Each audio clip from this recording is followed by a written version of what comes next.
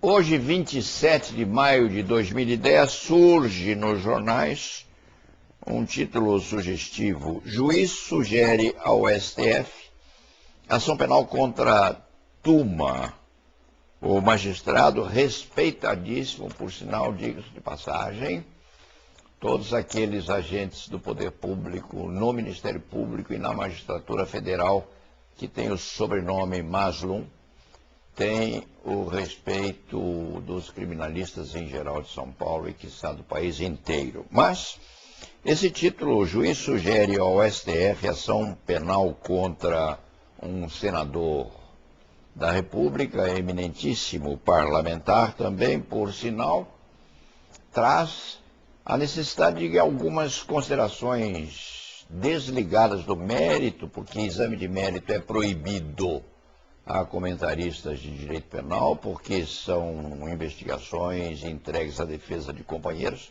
e, portanto, merece tal defesa ficar à margem de qualquer comentário mais meritório.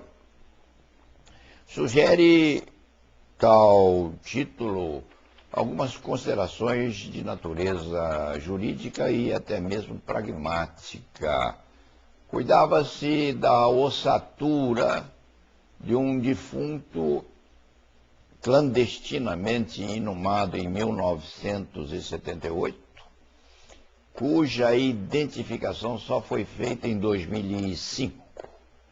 E se soube em 2005, ao exame do DNA e quejandos, que aqueles ossos pertenciam a um torturado pelo regime.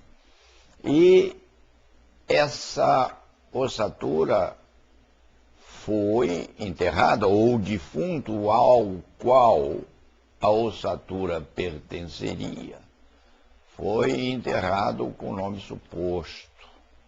Lá na antiguidade, 1978, se a memória do cronista não falha. O que aconteceu? Houve um inquérito policial e o Ministério Público Federal buscou o arquivamento sob o argumento de que, primeiro, aquilo prescrevera. Em segundo lugar, quiçá não havia prova da ligação entre a ocultação do cadáver e a eminente autoridade autora do ofício que indicava, à época, nome suposto daquele que estava sendo enterrado. Pretendeu o Ministério Público agora o arquivamento. E o juiz Ali Maslum discorda da pretensão ao arquivamento, afirma que a lei de anistia não se equipara ou não se adapta a tal figura jurídica, cuidar-se-ia de crime permanente, ocultação de cadáver. Tem razão, porque embora a ocultação seja instantânea, os efeitos são permanentes até que o enterrado ou desenterrado seja identificado. O juiz Maslum remete os autos ao Supremo Tribunal Federal, sede absolutamente privativa da averiguação de infrações penais teoricamente atribuídas a senadores da República. A tese é extremamente curiosa, dramaticamente interessante e muito estimulante aos cientistas do direito penal, não operadores do direito da impressão de marceneiro, aqueles que se dão ao estudo, à análise da ciência do direito penal. Ao ver deste comentarista, saber se aquilo constitui ou não crime previsto na lei de anistia ou com aplicabilidade da lei de anistia só é possível após manifestação jurisdicional da autoridade competente para tanto. Em outros termos, não há crime político, nem há infração penal adequada à lei de anistia sem que o juiz o diga. Isto é uma particularidade que o cronista vem perseguindo há muito tempo. Nenhum torturador do regime ditatorial foi anistiado, simplesmente porque não houve um só torturador do regime ditatorial processado por crimes submetidos em tese à lei de anistia. Aquilo ficou no vazio.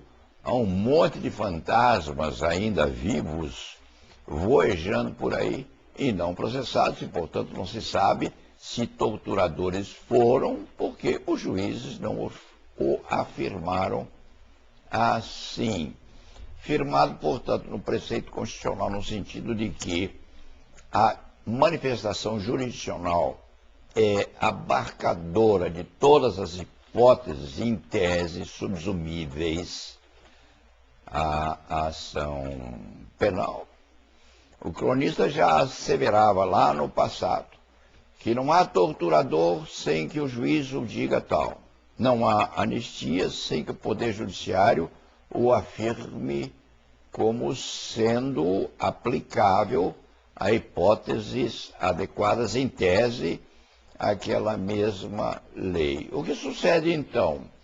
Sucede que o juiz Mazlum remete os autos da investigação criminal ao Supremo Tribunal Federal, discordando da pretensão de arquivamento do Ministério Público. Com o devido respeito, acatamento, inclusive, é preciso que se diga que, se há em tese a hipótese de se cuidar de infração penal sob o cunho de crime subsumível em tese à lei de anistia, em que o sujeito ativo, teoricamente, de tal infração seria hoje um senador da República, o Ministério Público de primeiro grau não pode, em alternativa alguma, pretender o arquivamento desta